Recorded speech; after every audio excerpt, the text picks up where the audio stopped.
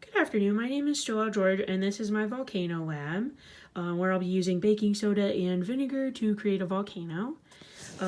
First off, I'm just going to take my baking soda and place it on the paper towel and then wrap that up.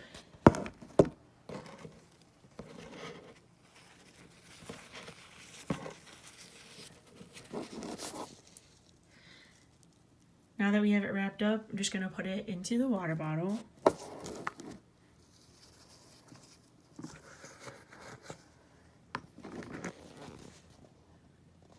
So now we have the wrapped up baking soda in the water bottle.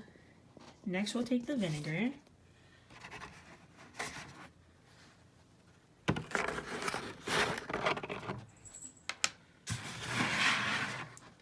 And we're going to pour our vinegar into our bottle of water with the baking soda. Let's see what happens.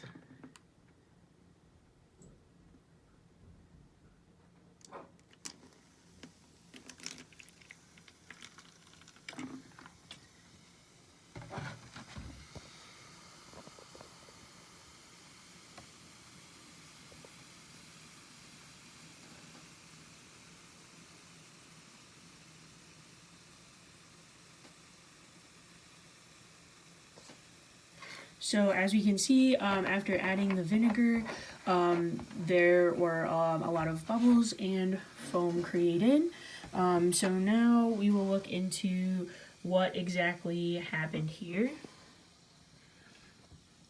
Okay, so what happens with a baking soda and vinegar volcano?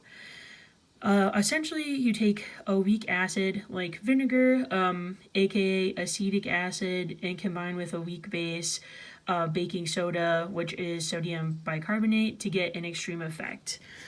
Here I have the formula for the chemical reaction that just took place here.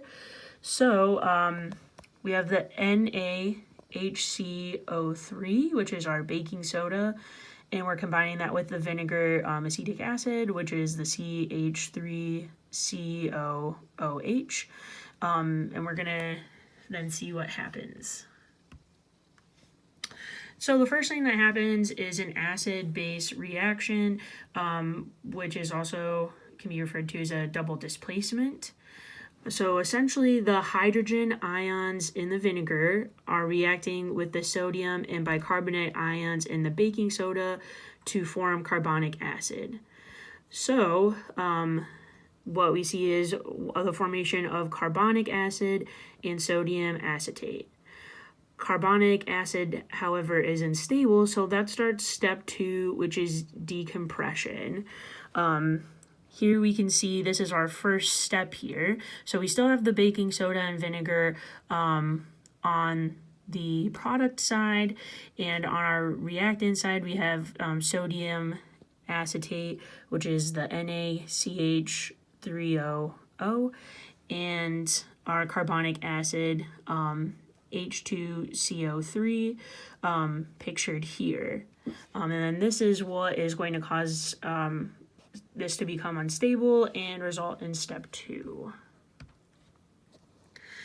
The second step here is decomposition. So the carbonic acid produced in step 1 is unstable. So it decomposes into two things, water, H2O, and carbon dioxide, CO2. The CO2 is what created the bubbles and the foam that we saw, and that then escapes into the atmosphere.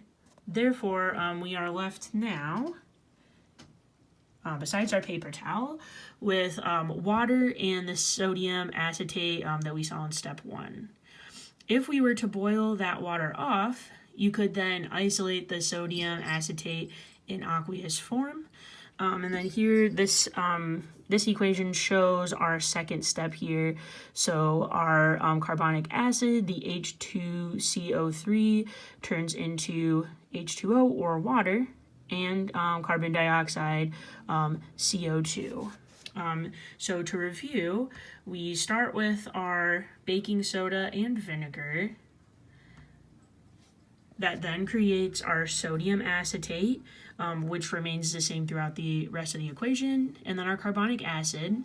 That carbonic acid, as we learned, is unstable, so that brings us to our second step, the decomposition, which is the carbonic acid turning into water and carbon dioxide. Carbon dioxide, as we said, creates the foam and the bubbles, and H2O, as we know, is water. So those are the steps of what happens in our volcano experiment.